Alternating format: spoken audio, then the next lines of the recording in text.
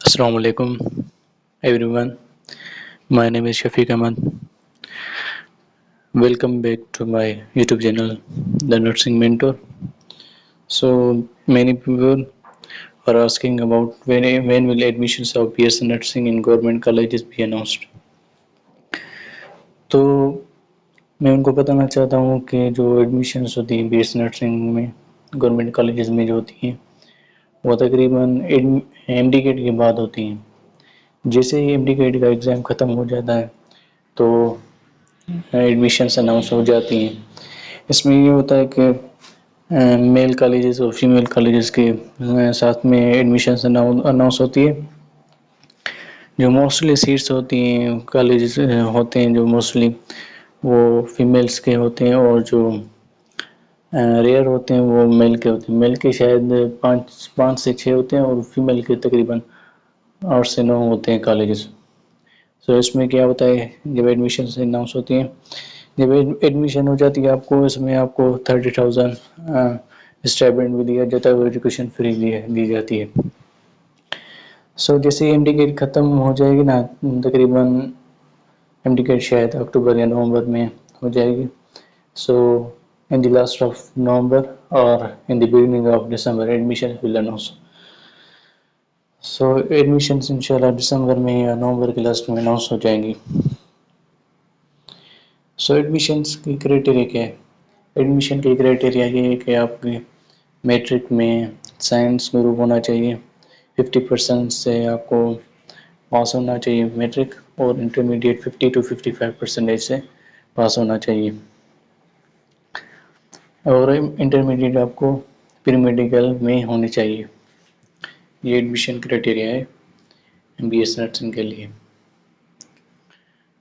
सो nursing programme के लिए जो डॉक्यूमेंट्स रिक्वायर्ड होते हैं वो डॉक्यूमेंट्स रिक्वायर्ड जैसे मैट्रिक का सर्टिफिकेट, मैट्रिक की मार्कशीट, इंटर की मार्कशीट, इंटर का सर्टिफिकेट, इंटर की जो करेक्टर सर्टिफिकेट आता है वो भी.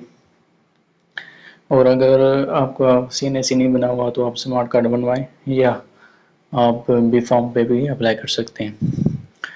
और फैमिली रजिस्ट्रेशन सर्टिफिकेट FRC जो अभी मोस्टली रिक्वायर्ड होता है. अभी जो एडमिशन्स हुई थी ना इसमें जो थी इम्पोर्टेंट था FRC सबमिट करवाना आफ्टर द एडमिशन्स. तो अभी बनवा लें, मोस्टली जो स्टूडेंट्स थे वो रह गए थे. सो ये डॉक्यूमेंट्स रिक्वायरमेंट है. और लास्ट में जो है ना आपको जब एडमिशन हो जाएगी तो शायद 5 से 6 फाइल मिल लेते हैं जिसमें आपकी कॉपीज़ होती हैं. सो डॉक्यूमेंट जो भी है ना अभी आप जो भी डॉक्यूमेंट्स हैं आप वो निकलवा लें बोर्ड से, सो बेहतर हो जाएगा. सो नर्सिंग प्रोग्राम में एडमिशन्स जो होती है ना क्राइटेरिया क्या होता है? एडमिशन क्राइटेरिया मीन्स आपका टेस्ट स्कोर कितना रिक्वायर्ड होता है और FRC कितनी रिक्वायर्ड होती है. पहले ये होता था कि NTS लेती थी टेस्ट. NTS में ये रिक्वायरमेंट होती थी 50% FRC और FSC and 50% admission score test score. So अभी जो IB ने लिया है ना, IB ने बहुत अच्छा काम किया. इसमें जो एडमिशन क्राइटेरिया थी वो चेंज हो गई थी. 50% एंट्रेंस टेस्ट हो गए, 30% FRC हो गया था. इसमें जो स्टूडेंट्स को मोस्टली जो है बेनिफिट मिला था, क्योंकि मोस्टली जो स्टूडेंट आते हैं वो नर्सिंग के MD के टेस्ट लेते हैं. फिर क्योंकि एडमिशन उनकी MD में नहीं होती तो ये नर्सिंग में आ जाते हैं क्योंकि उनके FSC में मार्क्स कम होते हैं. सो इधर जो है ना इधर मोस्टली स्टूडेंट्स को इस साल मेरिट भी हुई है क्योंकि आपको पता है बोर्ड्स का हाल. सो FSC के 30% और 70% एंट्रेंस स्कोर जो IB ने लिया था. पहले जो NTS लेता था वो मोस्ट डिफ़िकल्ट पेपर था. अब जो IB लेती है वो सिंपल था. अब अगर इंट्रेंस एग्ज़ाम प्रिपरेशन की बात करें तो आपको बेसिक चीज़ें पढ़नी चाहिए.